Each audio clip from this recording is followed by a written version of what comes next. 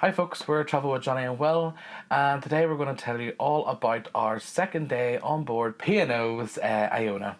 We're going to tell about our day 2, which was our day at sea. And as you can tell, we're both in pink today for some reason. But anyway, so we decided to have a good lie-in this morning. I think just with the whole rush of work and things like that during the week and the build up to getting away and then flying over and all the excitement, I think the excitement possibly just got a bit too much for us, and the bed was super comfortable. The cabin was a nice temperature, and so we just didn't want to get up in the morning. No, we really didn't. No. So we skipped breakfast, and then we decided then just to head out of the cabin. I think it was around 11:30 or so, maybe slightly before that. So we went downstairs to deck 9 just to check on Johnny's mum and aunt. And then after that we went to Ripples, which is on deck 8, and it's where the ice cream and the afternoon ice cream tea is served, which we haven't experienced yet. We went down there because that's one of the places you can purchase the drinks package. And we sort of realised on day 1 that if we were going to spend like £3.50 on a Pepsi every time, we might as well have a drinks package that includes that soft drink. So we ended up purchasing the Refresh drinks package, which is £10.95 when bought on board. And when you buy it on board, you buy it for the days that are remaining in your cruise. So we bought it on day 2, which meant we only had to pay for 6 days. Well, that's what we were charged anyway. And it just means we have up to 15 drinks each of a Scoosh soft drink, which was Pepsi Max or lemonade. Yeah, on draft, yeah. Yeah, on draft. Not Scooch, it's on draft. But yeah, so we sort of thought that would work out quite cost effective for us, especially during the day if we were maybe going ashore and things like that, and we just sort of wanted soft drinks during the day if we're out and about. And it is worth noting, though, that we could have saved £1 per day had we have booked this package before we came away. But again, we just sort of didn't know until we were on board. And I think that's a good thing about P&O, is that you can actually, you don't have to book your drinks package before you come, and you don't have to get your drinks package on the very first day you arrive. You can do it on day 2. So I think really, for anybody who is a drinker or not a drinker, we do enjoy an alcoholic beverage, but because we have got onboard spend as well here, we didn't see the need really to book an actual alcoholics drinks package. That's my wrong way of saying that, but an alcohol drink package. So the other thing about the onboard spend, you're able to use your onboard spend to purchase this drinks package, but again, that could only have been done once we got on board, because you can't spend that unless you're on board. Yeah. Which is the reason why we actually didn't buy it prior. Yeah. So it was now lunchtime, so we got in one of the virtual queues and we went to Coral on deck 7, which is at the back of the ship. So I had the sweet potato soup, the chickpea and roasted veg masala, and then I had the Yorkshire curd tart for my lunch. It was all really, really tasty, and it came really quick again. Like, the service so far has been really, really good. Yeah, I also had the soup, and then for my main, I had a little chicken burger with chips, and then I had the apple brown Betty with custard for my dessert. And again, really nice. The chicken burger wasn't huge or anything. It was very similar to one you would get like at McDonald's or something. But it was really nice, just sort of what I wanted. We couldn't fault it. As Will said, the service was amazing. So being a sea day, that means that the shops are open. So we decided just to go and have a look around the shops to see what all there was on offer. Now, we didn't buy anything at this point. Mainly because we were just sort of trying to kill time as we had booked in to go and see Wavelength in the Headliners Theatre. So Wavelength was a game show that was presented to us within the Headliners Theatre, which is the first time we've ever seen something like this in an actual theatre. It's usually in the big bar at the back of the ship, or sort of could be in the middle of the ship if it's an MSC ship. And it worked really well in the theatre, I thought. So the premise of the show was that there is 3 couples, and basically you're trying to get on each other's wavelength, and whether that be as a couple, as a team, you know, guessing what the other team would have said. And then what was the final one? Was it Ben Shepherd?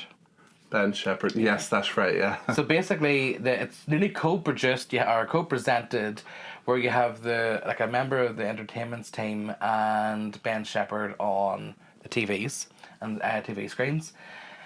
And as Will was saying, like, say for example, if I say, you know, if the category was, you know, name a hot country, and I said Spain, and while Will was in like the soundproof box thing with the, you know, the noise cancelling headphones, etc. on, he would then come out, he'd be asked the same question, and he has to sort of then guess a hot country, and obviously if he's on the same wavelength as me, he would say Spain.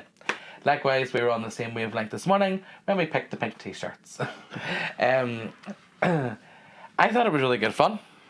Yeah, it was actually really watchable, because I thought, oh, I'm going to get bored of this, or I'm going to want to go and leave. But it went on for like just over an hour. Yeah.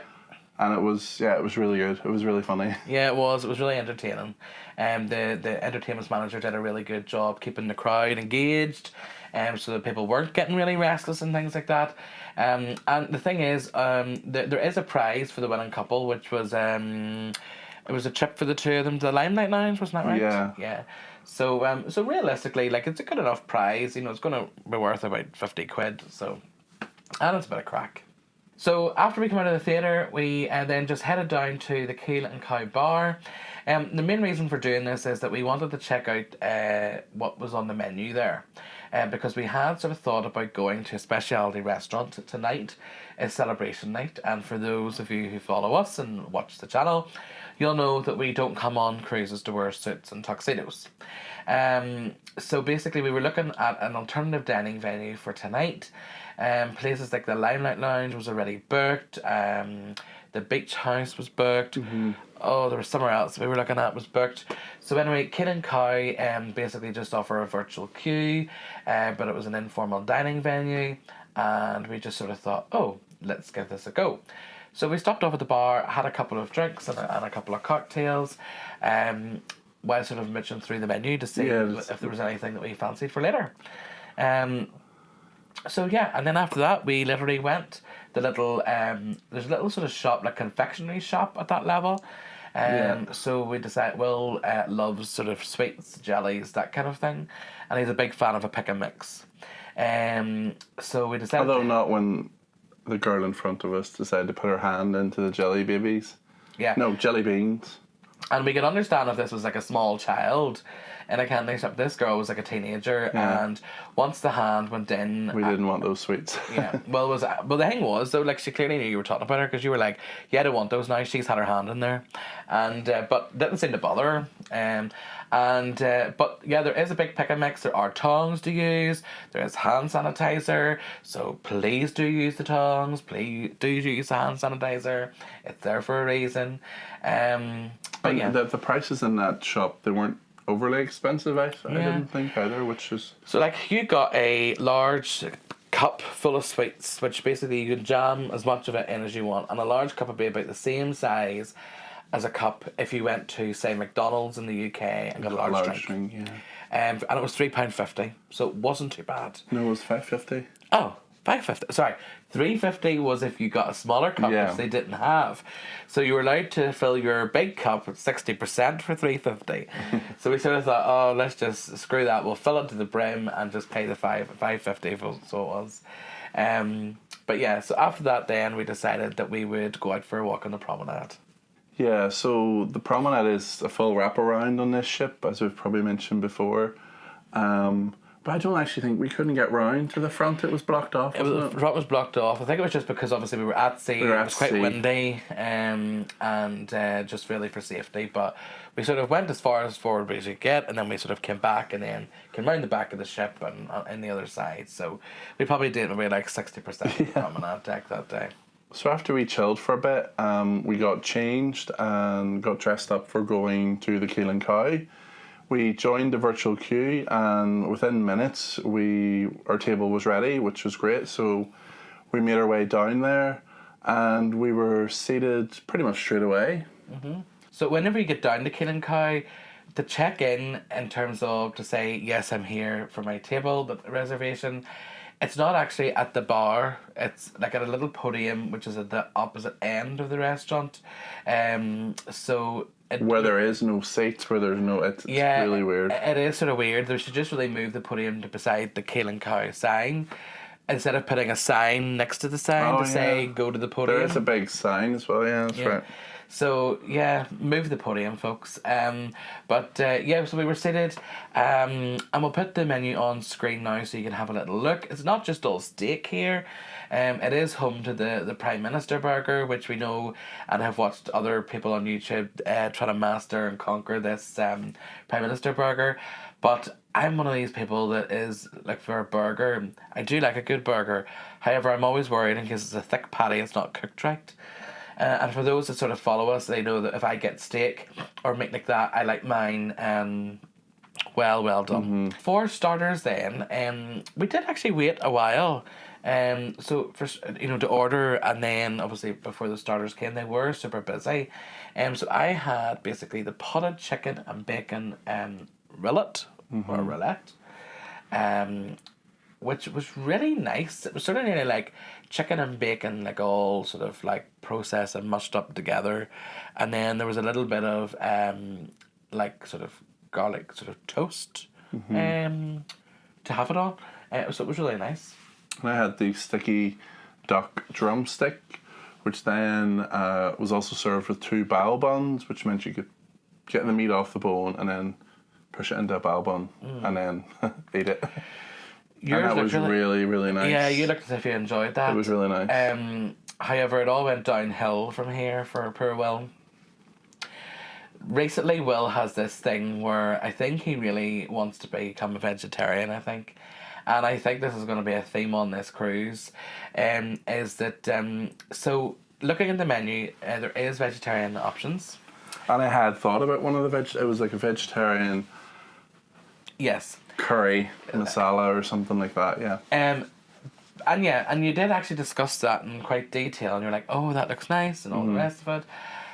So then, what did he order? Spatchcock chicken.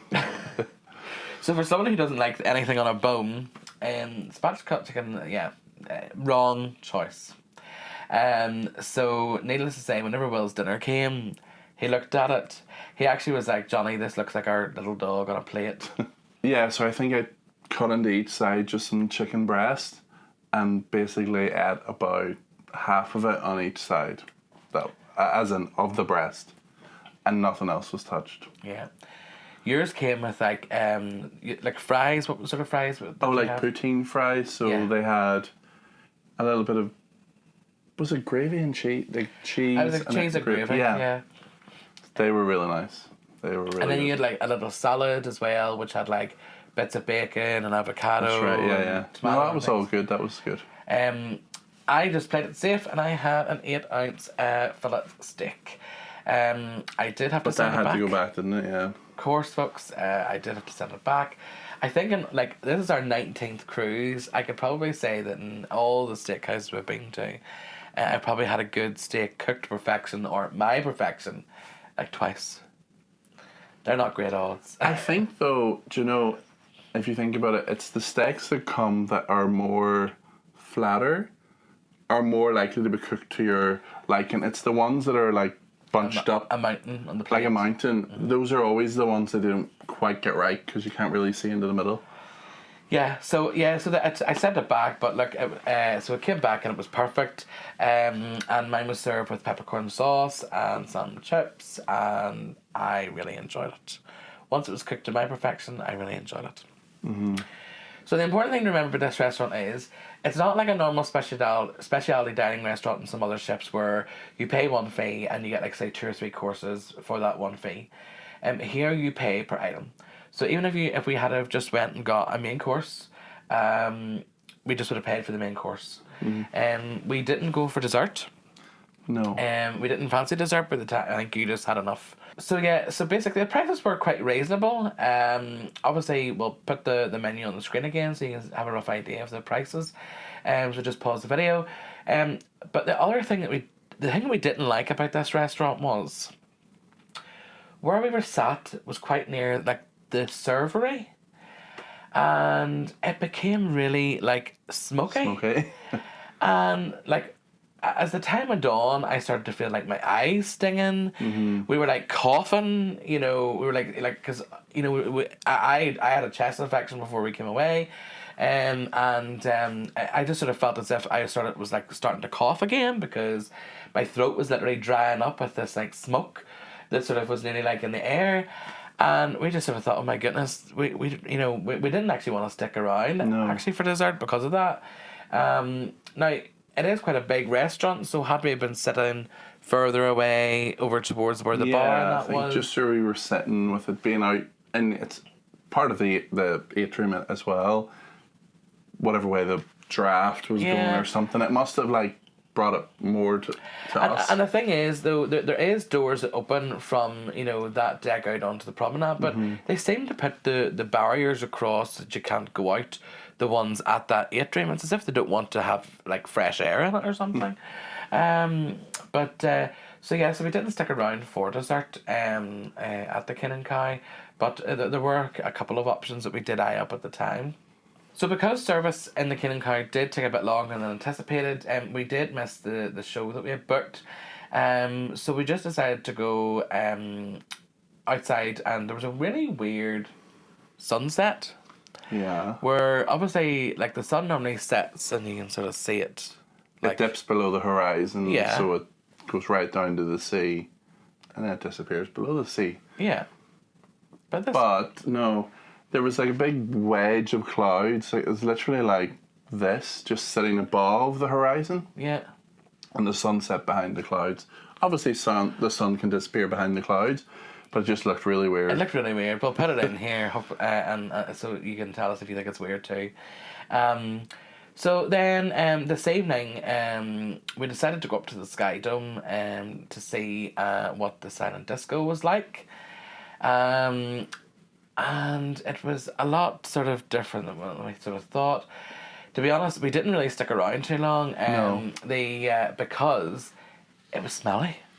It was a wee bit. I mean, people looked like they were having a good time, and there was the two DJs, and they were having the battle, and you could tell when the chorus of one song came up because everybody was. And to be honest, the singing voices were quite good. It sounded quite good, I thought. Yeah, maybe they should practice more singing into their deodorants or something. You know, I don't know. I think it's because with it being the indoor pool, it's quite a warm area. Considering Plus, with it being celebration night, everybody was dressed up with their full 3-piece suits on. Yes, or 4-piece suits and things like that. So yeah, there was a lot of people dancing and sweating, and it just the smell was a bit off-putting. Maybe that was just that bar, that corner where you were waiting. So it wasn't as bad where I stood. I don't know. Sort of just put us off for drink a bit. So we sort of thought, right, okay, let's sort of head out of here. To Horizon. What, sorry? To Horizon to get some snacks. Oh yeah, I thought we were talking about the Horizon. But yeah, the Horizon. Just to get some snacks. I really wanted a dessert because we didn't have one earlier at the Keel Cow.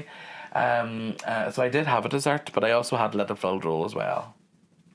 I got my cheese and crackers and it was either like an apple crumble or an apple brown betty. Custard. Yeah, it was probably apple brown betty because that's what was on the menu earlier. And then we just got a drink as a nightcap, and then headed back to our cabin. As it was our first port then today, so we wanted to get up and be fresh for Stavanger.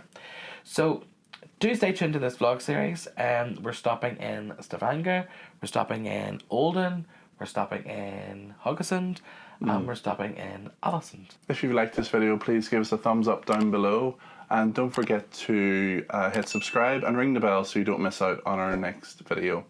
Thanks so much for watching. Bye. Bye.